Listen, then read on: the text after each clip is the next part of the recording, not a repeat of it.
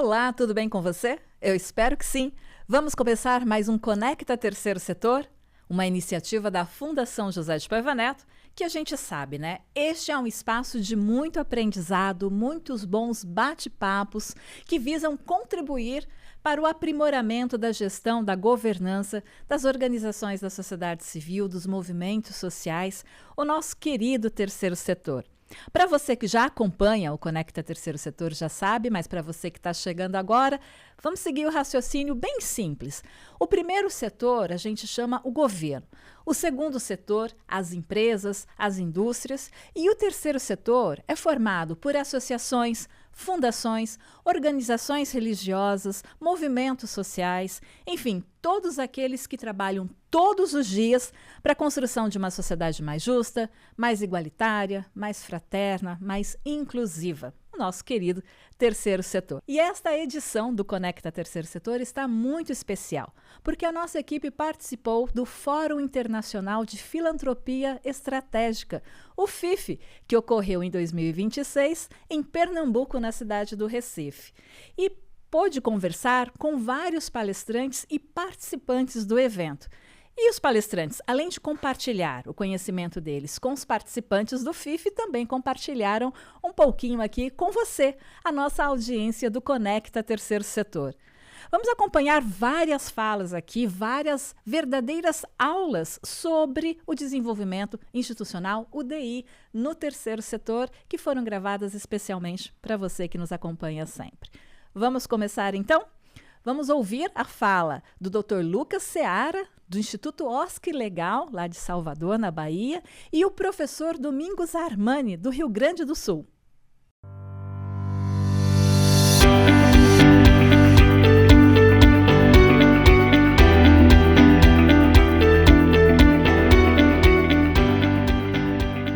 A gente vem falando de desenvolvimento institucional no Brasil já há muitos anos, mas aquela história de que para uma semente germinar, não basta a qualidade da semente, depende das condições do solo, condições atmosféricas, de cuidado.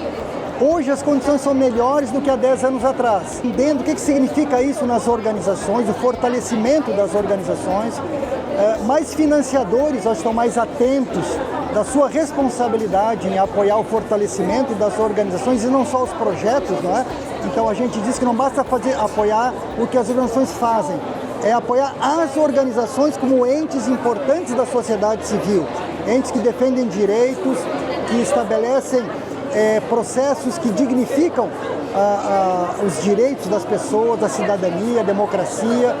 Tem mais gente falando, mais gente financiando, mas ainda temos muitos limites, porque tem gente que fala em desenvolvimento institucional, mas não tira as consequências disso, seja dentro das organizações, no sentido de darem mais atenção a aspectos da vida cotidiana na organização, dos relacionamentos, dos processos de governança, de gestão, de planejamento estratégico, de comunicação, etc., que o conceito de desenvolvimento institucional traz e desafia. E do ponto de vista dos financiadores, também, muitos financiadores passaram a falar de desenvolvimento institucional, mas não a financiá-los. Então, os dados do censo GIF indicam que tem mais gente financiando o fortalecimento das organizações. Isso é uma boa notícia, mas a gente conhece o campo e sabe que ainda é muito pouco o apoio da filantropia, do investimento social privado ao fortalecimento autônomo das organizações, e esse é um desafio muito importante desse momento. DI, desenvolvimento institucional, é um termo falado, mais conhecido, mas que nem todo mundo se dá conta do que ele implica. Quando eu digo que eu vou apoiar o desenvolvimento institucional de uma organização, significa que eu vou desenvolver processo de fortalecimento dela enquanto sujeito autônomo na sociedade, certo? Organizações sociais merecem existir não só a partir do que fazem, mas a partir do que são. Então, o melhor sinônimo para desenvolvimento institucional é fortalecimento institucional, fortalecimento das organizações, com o adjetivo autônomo. Eu não vou fortalecer para que elas sejam imagens e semelhanças minhas, Eu não vou fortalecer porque elas tenham as minhas ideias, eu vou fortalecê-las porque elas merecem existir enquanto tais, enquanto entes autônomos na sociedade civil que dão voz e vez para setores, pessoas e grupos vulnerabilizados na sociedade. As organizações têm um papel muito importante em situações mais críticas, como a que a gente vive nos últimos anos, de resiliência, de ajudar as pessoas a se manterem ainda resilientes, acreditando em possibilidades de melhora. A vida é feita de ciclos, a vida social e política é ciclo, então tem um ciclo ruim, bom, ele vai se esgotar, vai vir um novo ciclo, é importante identificar o que está morrendo, o que está nascendo, se vincular ao que está nascendo, ao que está emergindo, ao que nos deixa respirando, respirar direitos, respirar democracia, respirar dignidade humana, é isso que nos mantém vivos como uma sociedade civil. Bom, eu sou o Lucas Seara, do Oscar Legal Instituto.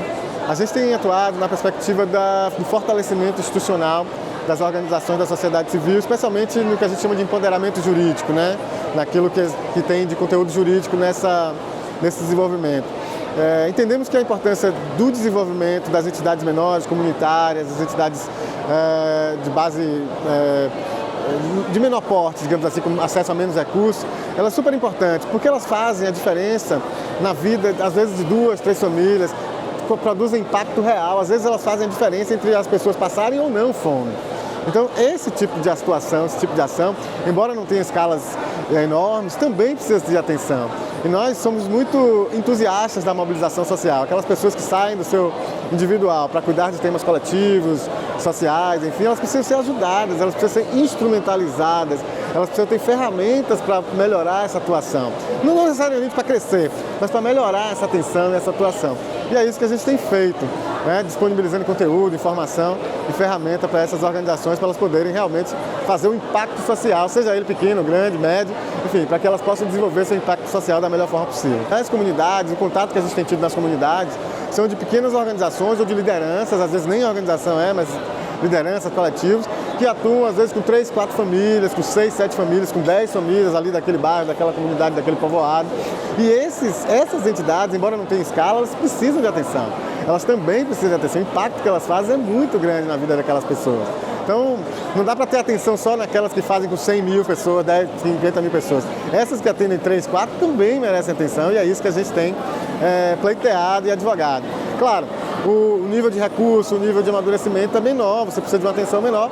As outras que já têm uma inserção maior, vocês vão ter outro tipo de diálogo, enfim. Mas, a princípio, todo mundo merece atenção, todo mundo merece ser instrumentalizado. O FIFA é uma grande oportunidade de você encontrar pessoas, estar atualizado das grandes discussões, das melhores discussões. E, como eu disse, a gente tem trabalhado muito com pequenas organizações, então a ideia é a gente colher aqui as grandes discussões, as grandes informações, traduzir isso, entregar para as pequenas e para aquelas que não podem estar aqui através das nossas redes sociais, através da democratização da informação, que é isso que a gente tem feito. E agora que sabemos um pouco mais sobre o que é desenvolvimento institucional e como ele apoia e ajuda a gestão e a governança das organizações do terceiro setor, vamos aprender um pouquinho mais sobre gestão de projetos e também sobre a importância do voluntariado nas organizações da sociedade civil. O CBVE é uma rede formada por 30 institutos, fundações e empresas que tem programas de voluntariado corporativo. E, através dessa rede, o CBVE trabalha na articulação, advocacy e produção de conhecimento relacionado ao voluntariado corporativo cada vez mais estratégico. Um voluntariado que busca cada vez mais gerar impacto nos territórios, gerar impacto e valor para os voluntários que participam das suas agendas e também para as empresas e institutos que investem e apostam no voluntariado como uma plataforma de investimento e impacto social. O voluntariado corporativo, ele está em crescimento, em consolidação, que a gente percebe até através dos últimos censos do CBVE, esse avanço do voluntariado, em que a gente começa a sair de um lugar de ações mais pontuais para ações estruturadas, voltadas para o impacto nos territórios. O último censo do CBVE, ele traz muito esse olhar das empresas e dos institutos para o fortalecimento das organizações sociais, né? E aqui acho que faz todo sentido aqui no contexto do FIF também, né? Dos benefícios que o voluntariado gera para o território e para as organizações sociais. E esses números do censo, eles traduzem muito essa consolidação do voluntariado como uma plataforma de desenvolvimento de pessoas e de fortalecimento de territórios. O voluntariado, ele integra, né, a estratégia de ESG das empresas. Né? Um dos dados que é super interessante é que hoje 88% das empresas que participaram do censo indicam o voluntariado como uma prática integrada à sua estratégia de ESG. Né? Então, isso reflete essa consolidação e essa robustez que os programas de voluntariado têm ganhado cada vez mais. A sensação é de que tem muita discussão para acontecer, muitas provocações para a gente continuar desenvolvendo, né? Acho que mostrando muito esse lugar que o voluntariado tem para o Brasil, para as organizações, empresas, institutos que se envolvem nessa prática.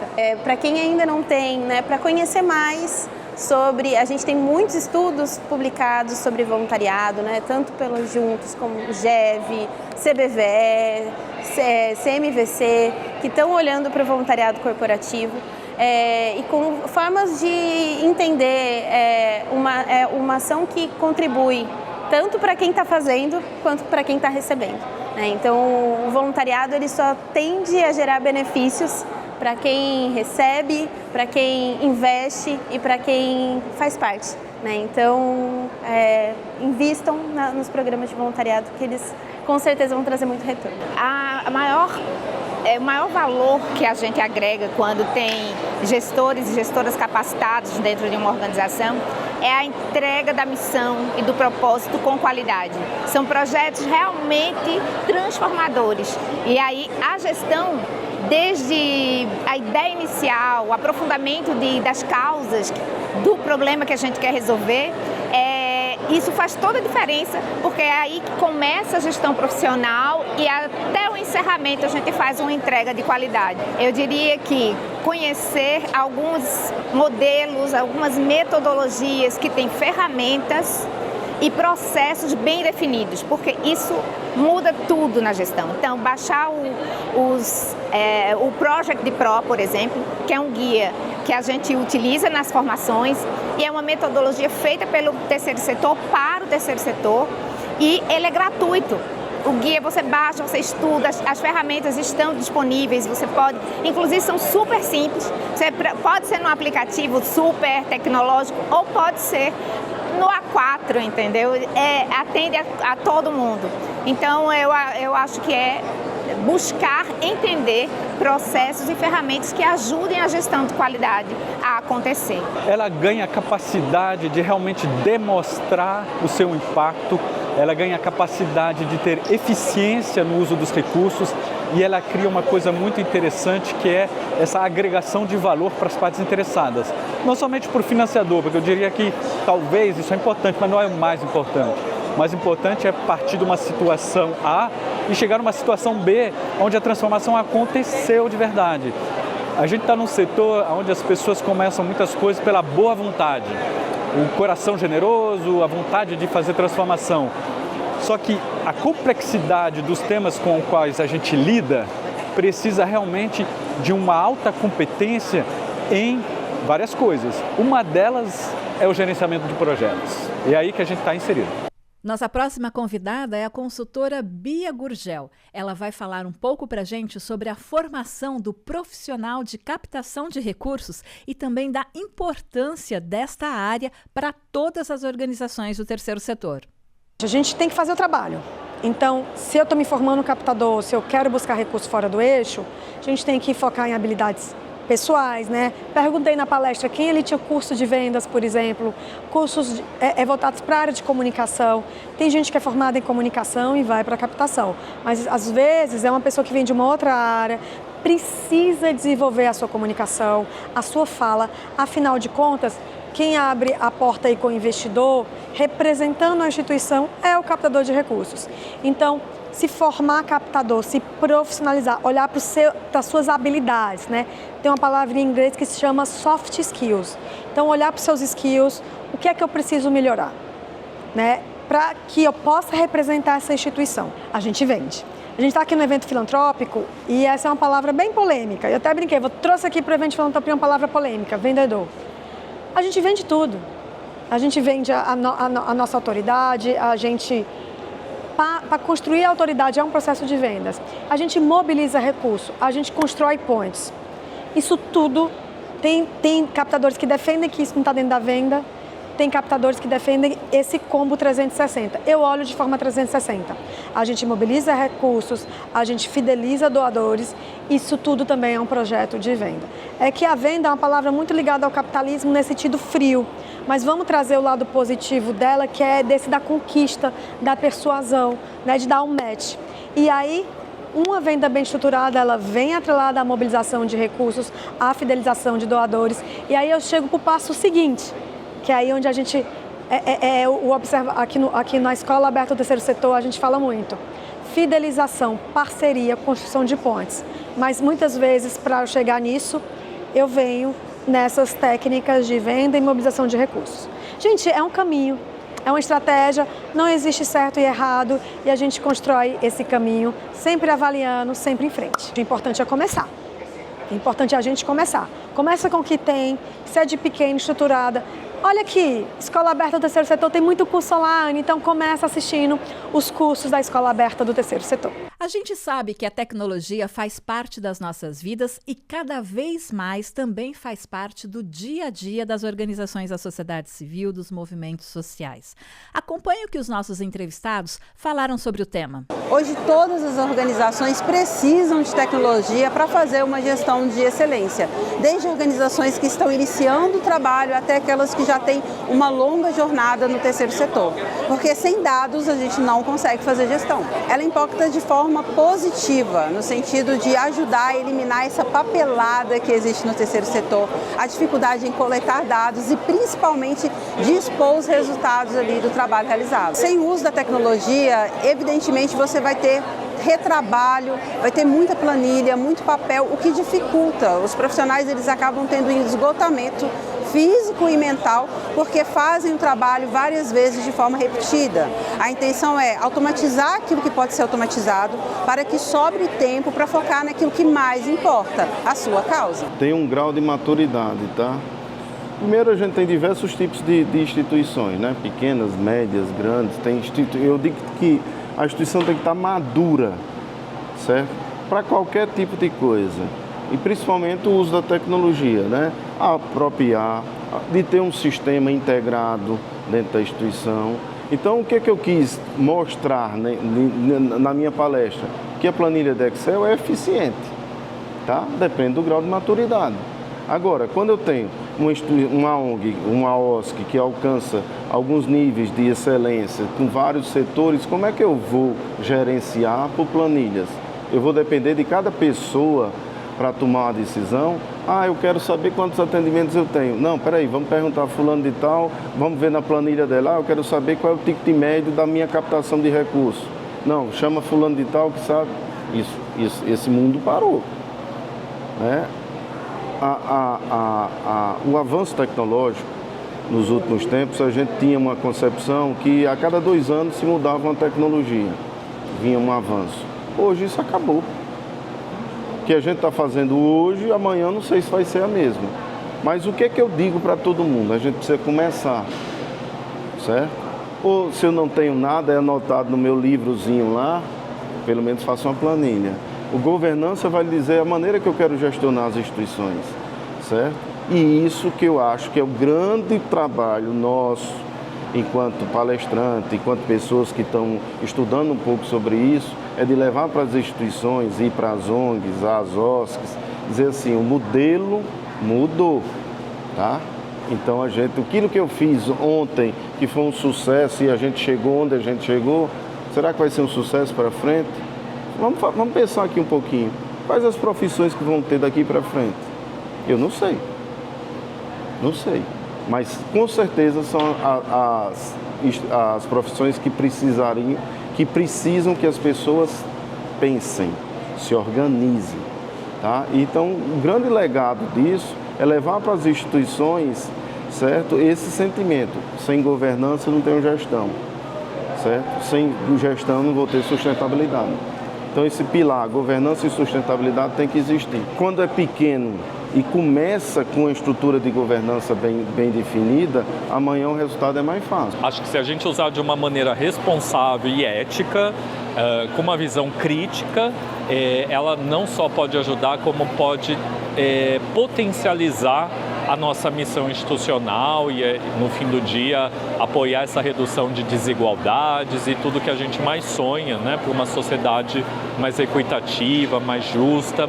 Eu acho que se a gente conseguir se apropriar neste momento dela para utilizar nesse sentido, com certeza ela pode agregar bastante valor no nosso dia a dia das organizações sociais. Tem tudo a ver, eu acho que a IA é uma tecnologia, então o uso dela vai espelhar o quanto a nossa organização está madura, está organizada, está refletindo criticamente, fazendo uma atuação a partir de uma forma mais organizada, seja de governança, seja, eu tenho falado muito aqui, eu trouxe de ter políticas e diretrizes de IA, de transparência, né? A transparência, ela reflete e é refletida na IA, mas ela é da cultura organizacional. Então, tudo isso que está no bojo dessa cultura institucional, do desenvolvimento institucional, ela tem uma interlocução muito forte com a IA e ela é fundamental de ser refletida junto, porque senão a gente vai ficar utilizando a IA de uma maneira crítica e, às vezes, até prejudicando ambiente ou com vieses algoritmos, com uma série de outras questões que a IA não é neutra. E a gente precisa ter muita noção, sobretudo no campo social, sobre isso. E, na medida do possível, não ter tanto medo, começar até a perguntar para a própria IA as dúvidas que você tem em relação ao uso da organização, para entender se essa é uma familiaridade que deve crescer ou se também decidir não quer usar, está tudo bem. Tomar esse cuidado de que não é porque muitos estão falando disso que ela é obrigatória na nossa organização. O uso da inteligência artificial, né, que está aí bombando, todo mundo está usando muito, ela tem uma interface muito importante com a LGPD, porque as duas, no terceiro setor, elas têm uma intersecção muito forte,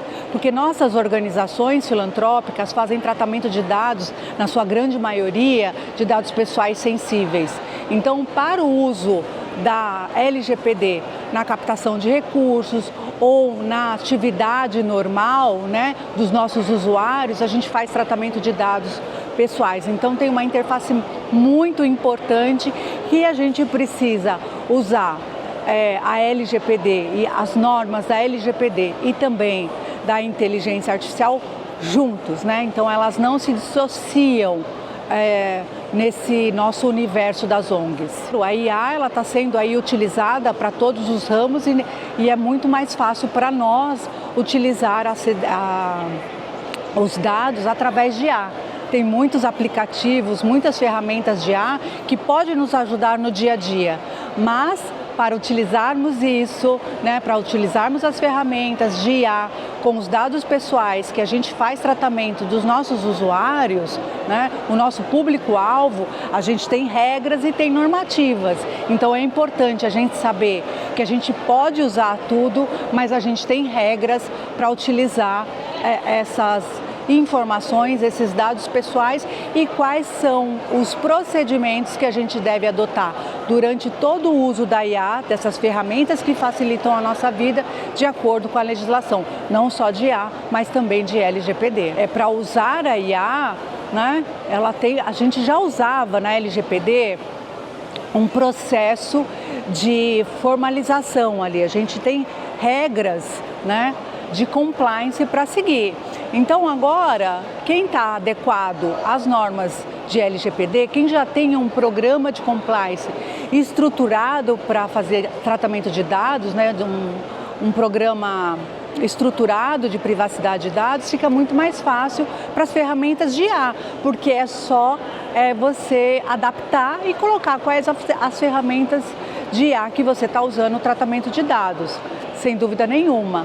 Agora, se não tem nada, você constrói do zero e você vai usar tanto para as ferramentas de IA, dos seus programas de IA, né, que fazem o tratamento de dados, como qualquer outro programa que você utiliza qualquer outro projeto que você utiliza dentro da sua organização com LGPD. Então, é uma oportunidade de você unir, né, as duas legislações e trabalhar a conformidade da organização com as duas legislações.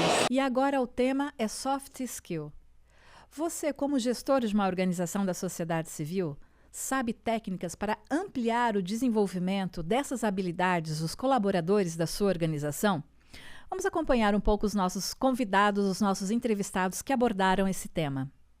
Quando a gente fala de competências emocionais para a liderança, a gente traz muito alguns valores prioritários de competências, né? A gente traz algumas competências prioritárias. E o primeiro que a gente traz é o autoconhecimento. Até que ponto a gente, enquanto líder, podemos nomear aquelas coisas que sentimos. A gente sente um monte de coisas, especialmente sendo líderes, né? Mas aí, até que ponto você é capaz de reconhecer o que está sentindo? Porque às vezes não é o mesmo você, eu estou feliz, do que eu estou iluminado, ou eu estou criativo, ou eu estou inspirado. São coisas totalmente diferentes que elevam, que ativam necessidades diferentes e que requerem de você, enquanto líder, reações diferentes. Especialmente quando tu notas isso também nos teus liderados. Quando a gente fala também de outras competências, entre aspas, bem entre aspas, negativas, não é o mesmo você estar bravo do que você estar se sentindo incompetente ou que você está se sentindo inseguro. E às vezes pode você parecer que alguém do seu time está triste, mas na verdade está se sentindo sozinho, solitário. Então, quando você como líder entende o que está primeiro acontecendo com você e depois consegue reconhecer o que potencialmente está acontecendo nos teus liderados, você já vai ter alguns passos, alguns métodos para cumprir, onde você possa reagir de uma maneira ou de outra para atender essa necessidade que está surgindo de você mesma ou de sua equipe e criar um plano de ação para isso. A liderança de qualquer tipo de gênero, né? Acho que o que muda entre uma liderança e outra é apenas o autoconhecimento do líder e as competências do líder, além, ou seja, indiferentemente se é um homem, uma mulher, uma pessoa não binária, qualquer outro gênero, o que muda é quanto que esta pessoa também se busca para capacitar e entender o que de fato está na sua responsabilidade, como é que ele pode criar situações, resolver conflitos, tomar decisões em base ao que ele sabe. E tem algumas lideranças que não tomam o trabalho suficiente de estudar, por consequência acabam demorando um pouquinho mais em chegar a certos lugares. Eu principalmente fiz isso lá no início, então por isso eu recomendo a gente, vamos lá aprender a estudar, que tudo torna-se mais fácil. E uma das coisas que eu não tive a oportunidade na minha jornada, acredito o fato de ter passado pela imigração venezuelana para o Brasil, é ter uma carreira mais tranquila de trabalho. Não tive o privilégio de ter, por exemplo, de ser uma pessoa estagiária, de ter um líder para me ensinar, de depois ir crescendo aos poucos. Tive que aprender na marra fazendo. Isso aí, muitas outras pessoas também vivem. Então, quando você tem o privilégio de poder aprender vendo um espelho de um bom líder, gente, você vai brilhar, entendeu? Mas não é o caso da maioria. Então, aí é onde aplica até que ponto a gente entende nosso limite, entendemos até que ponto a gente consegue ir e não, e aí nós levamos para desenvolver, ler, aprender, estudar, fazer videocursos, né, sobre competências que você precise para mitigar aqueles privilégios ou falta de privilégios que tu teve. E, obviamente, quando você está em função como um líder, tu ter essa oportunidade de aprender para depois tu guiar outra pessoa e que seja mais fácil para esse que está vindo de trás, como talvez tu fosses gostado que poderia ser contigo. Qualquer setor, acho que, especialmente agora que a gente tem essa revolução da inteligência artificial, que as máquinas agora pensam, não é só que facilita nosso trabalho, que elas pensam, criam coisas, a gente tem que desenvolver mais habilidades humanas para poder até controlar essa ansiedade, frustração e medo que algo tão desconhecido como o futuro do trabalho com a inteligência artificial pode nos estar causando, não só em temas de ganhar ou perder trabalho, sino ganhar e perder pessoas. E ainda falando sobre pessoas, envelhecimento e pessoa idosa também tiveram espaço durante as palestras do FIF de 2026. Eu penso o seguinte, o FIF, eu acompanho desde o seu início, ele está muito voltado para a captação de recursos e gestão. E a questão do envelhecimento passa por todas essas questões de prestação de contas, de inclusão em políticas públicas. Então, o mais importante que eu vejo foi o destaque dado e a oportunidade que a administração do FIF permitiu que eu pudesse falar sobre esse assunto. é um assunto polêmico, há muito idadismo, etarismo, como a gente costuma dizer, que é um preconceito da sociedade em relação à pessoa idosa, porque a gente vive numa sociedade que valoriza só o jovem. Velho virou sinônimo de, como se estivesse sendo um xingamento, e é um processo natural da vida. Então a ideia, qual foi o tema da palestra? Foi o tema de como as organizações da sociedade civil conseguem contribuir para o trabalho com a pessoa idosa, sendo que o envelhecimento é um processo que está aí. O censo de 2022, quem quiser procurar sobre envelhecimento, vai ver qual a proporção. Hoje nós temos mais pessoas com mais de 60 anos do que jovens até 14 anos. Então é uma questão e é uma coisa muito específica de se trabalhar com a pessoa idosa. Em relação a diferentes formas de envelhecimento, dependendo da classe social, do país que mora, porque na Europa seria outra condição. E nós falamos um pouco disso. Do censo 2022, da questão do idadismo, etarismo, como quiser chamar, e dessa visão de que para envelhecer você pode ter um envelhecimento saudável, uma senescência, não uma senilidade. E como eu faço isso? Você tem que começar a pensar agora. Você que tem 35 anos hoje, como o Alexandre Kalash coloca num vídeo dele, quando você tiver 60, como estarão as políticas públicas e sociais voltadas para a pessoa idosa? Você vai ser uma pessoa idosa. E hoje, centenários são cada vez mais comuns. Pessoas com 80 a mais, cada vez mais comuns. Eu tenho 70 anos e estou aqui falando. A minha geração, a geração da minha mãe com 70 anos estava em outra questão. Eu costumo dizer assim, antes o idoso morria porque tinha pressão alta e tinha um infarto. Hoje tem losartana na farmácia popular. Então eu cuido da minha pressão, eu tenho pressão alta, então a minha expectativa de vida é muito maior do que de quem não tinha a losartana. Eu estou dando um exemplo assim, muito comum. Então o que nós trouxemos aqui foi trabalhar um pouco como as organizações vão se preparar para esse processo. Tanto interno, porque muitas organizações têm seus mentores já com mais idade. Estão formando continuadores, então multiplicadores do que fizeram. Como é que esse jovem entra? Então, minha sugestão em relação às organizações, a pauta da criança e do adolescente são projetos que têm muita facilidade de receber recursos. O idoso não. O idoso você consegue pelo Conselho do Idoso, um ou outro que está começando a ter esse olhar.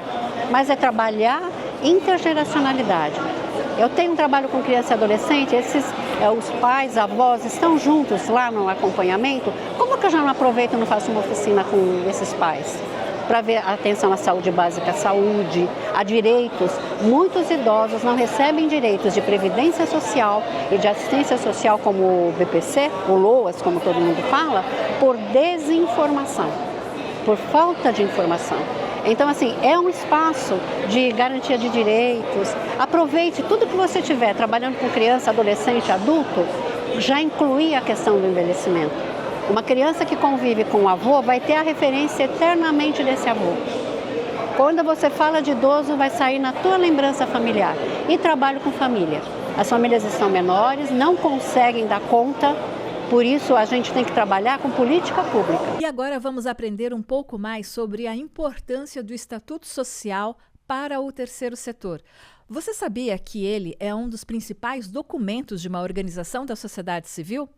Vamos acompanhar uma verdadeira aula sobre o tema com a advogada Carolina Moraes.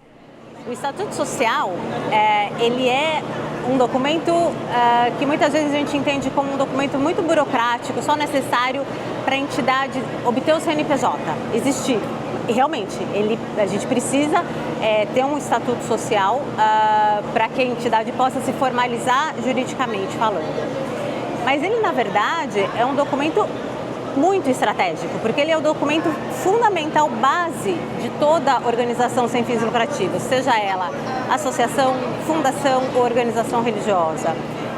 É o documento é o documento máximo, é ele que estabelece todas as regras, as diretrizes de atuação dessa entidade, as finalidades sociais, as formas de atuação que essa entidade pode desenvolver e promover para realizar as suas finalidades sociais. E, além de tudo, ele estrutura toda a governança e a forma de atuação, de eleição, de composição dos órgãos deliberativos, dos órgãos de gestão, de fiscalização e consultivos que se a entidade tiver. Então, na verdade, ele é o documento máximo de toda e qualquer pessoa jurídica sem fins lucrativos. E ele pode ser visto deveria ser visto como um instrumento realmente de muita importância. Não é aquele documento só burocrático, muito técnico, que às vezes ele é elaborado e estruturado só na constituição da entidade e depois fica guardado. Não, ele é vivo, ele tem que ser revisitado. A entidade e os seus membros têm que conhecer o Estatuto Social. A indicação é que o Estatuto sempre seja um reflexo da realidade de cada entidade. Então, se você tem uma entidade menor, com poucos associados, não faz sentido, por exemplo, você ter uma estrutura muito rígida, muito cheia de órgãos. Da mesma forma, se você tem uma entidade que é maior, que tem muitos membros, muitos associados, esse estatuto ele tem que refletir a realidade estrutural de composição, mas também tem que refletir o que a entidade, o propósito dela, o que ela faz e o que ela quer fazer. Então, o copia e cola não funciona na prática por isso, porque ele pode, você vai ter um documento, mas ele não é o reflexo, ele não é o espelho do que aquela entidade faz. Muito provavelmente não será. A meu ver, o Estatuto é um documento que é feito a muitas mãos, Ele, claro, no final ele vai ser vistado também pelo advogado, ele é estruturado por um advogado, mas ele tem que ser feito em conjunto com a entidade. E justamente quando você entende o propósito da entidade, a área de atuação, o público a quem a entidade se destina a atuar, tudo isso deve estar refletido no Estatuto e pode sim ser um instrumento de auxílio na captação de recursos, especialmente porque ele é um documento que sempre vai ser pedido em edital que a entidade vai participar, ele vai ser pedido por um possível apoiador, doador ou patrocinador. E se a entidade, por exemplo, vou dar um exemplo, se ela trabalha com criança e adolescente, isso tem que estar refletido no Estatuto. Se ela quer participar de um edital voltado a esse público, isso precisa estar espelhado, porque muitas vezes ele pode até, justamente por não ter essas previsões, a entidade nem ser aprovada num edital ou nem passar num edital, seja ele público ou privado. E eventualmente até ou para uma situação de doação, se não está refletido o que ela faz, a missão dela, o que ela pode desenvolver e o público que ela atende, pode também não fazer sentido para um doador, um patrocinador aprovar aquele estatuto na hora de escolher o projeto, a entidade que ele vai apoiar. Então, o estatuto ele também, a meu ver, deve ser pensado com esse olhar de ser um auxílio, uma ferramenta também de auxílio na hora de captação de recursos, justamente pensando em todo o cenário de atuação da entidade, todo o cenário de atendimento e de propósitos dela. Não tem, por exemplo, uma regra, não, de 2 em 2 anos, de 5 em 5 anos você tem que revisitar seu estatuto. Isso depende, inclusive desde quando foi a sua última atuação, mas às vezes até aparece, a entidade tem uma atuação determinada e de repente surge uma outra possibilidade e ela fala, não, quero expandir, então quero expandir minha atuação, então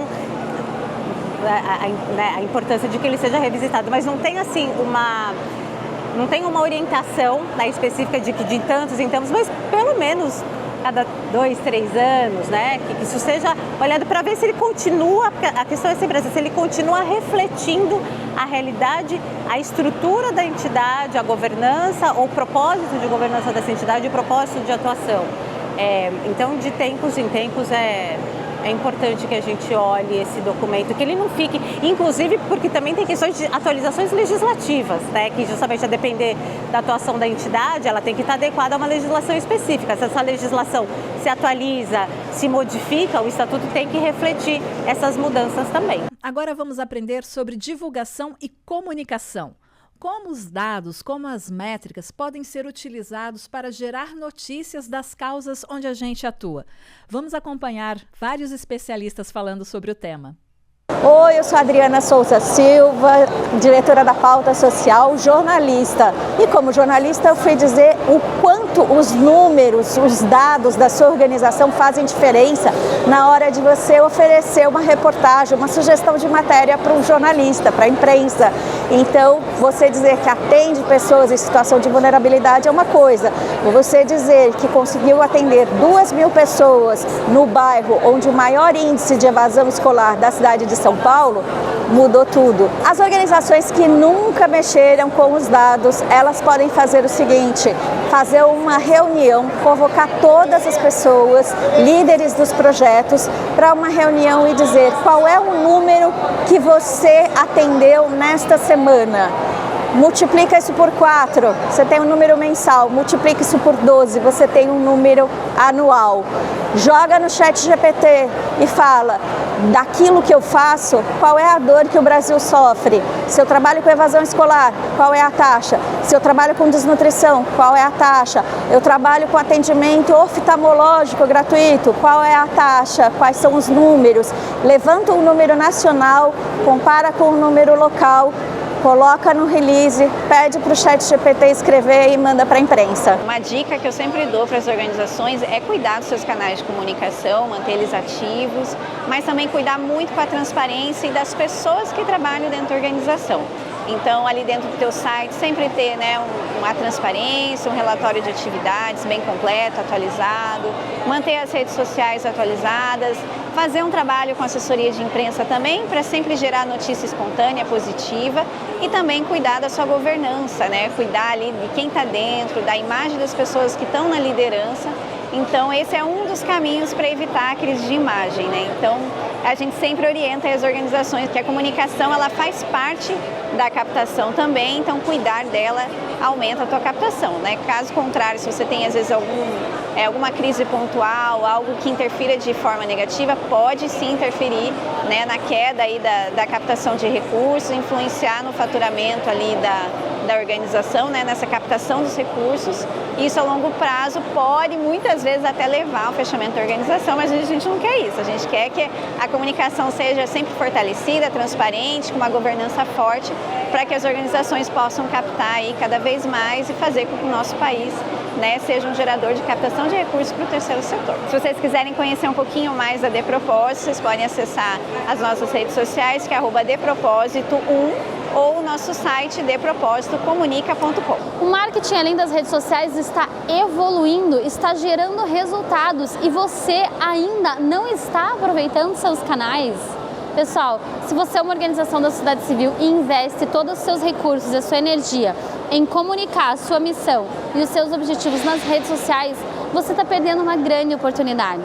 A gente precisa explorar outros canais, fazer um mix de marketing completo, alinhando o público-alvo e os objetivos da organização para conseguir ter mais resultados.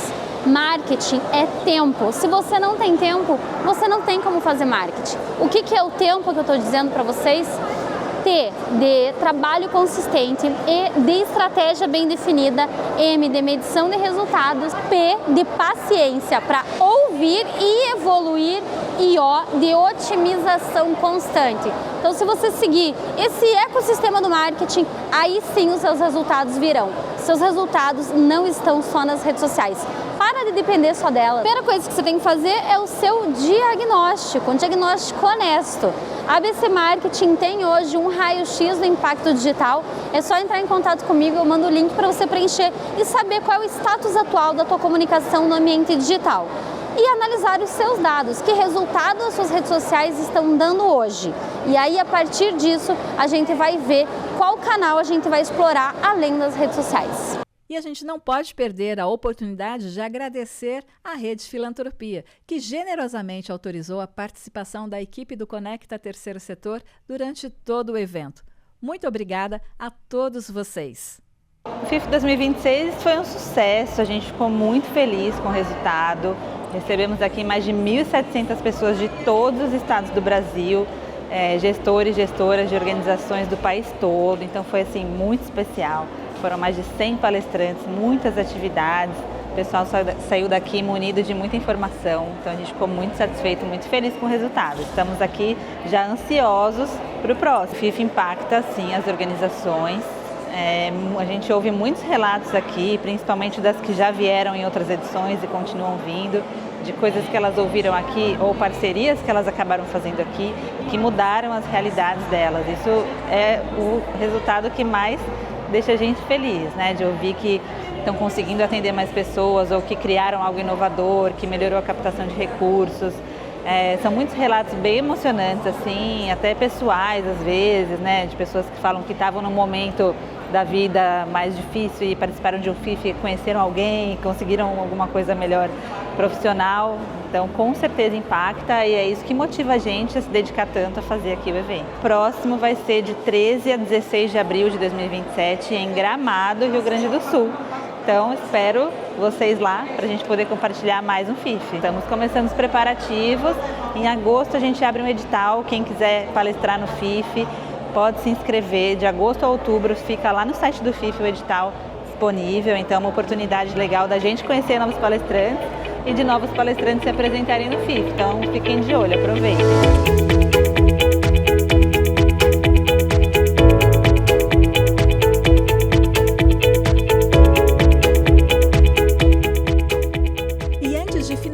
Esta edição especial do Conecta Terceiro Setor, que a gente ressalta mais uma vez, é uma iniciativa da Fundação José de Paiva Neto, vamos acompanhar um depoimento de uma das alunas da Escola Aberta do Terceiro Setor, uma plataforma de cursos online que trabalha justamente para ampliar o desenvolvimento institucional das organizações do terceiro setor. Vamos acompanhar. Olá, eu sou Elisandra Silva, eu estou subcontroladora de parcerias com o terceiro setor no município de Osasco, São Paulo, e nós fazemos vários trabalhos de capacitação das organizações sociais e dos gestores do município.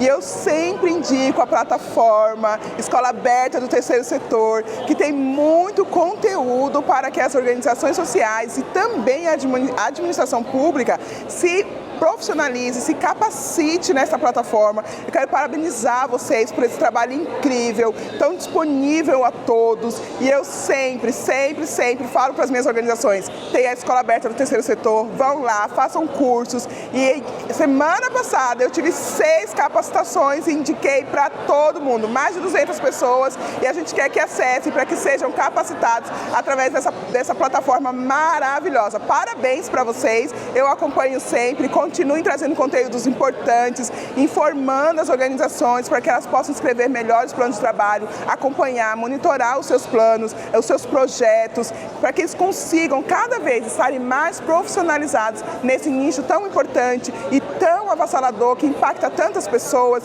É tão bonito o terceiro setor. Muito obrigada, Escola Aberta do Terceiro Setor. Permaneça sempre assim. E com esse depoimento emocionante, nós finalizamos mais esta edição especial do Conecta Terceiro Setor, especial FIF 2026. E se você é aluno ou aluna da Escola Aberta do Terceiro Setor, também deixe aqui nos comentários o seu depoimento sobre as aulas, os cursos que você já fez, ou então divulgue para a sua rede de contatos essa plataforma com cursos online que visam o aprimoramento, a melhoria e o fortalecimento da gestão, da governança do nosso querido terceiro setor. Mais uma vez, muito obrigada pela sua companhia e a gente se vê na próxima edição do Conecta Terceiro Setor. Até lá!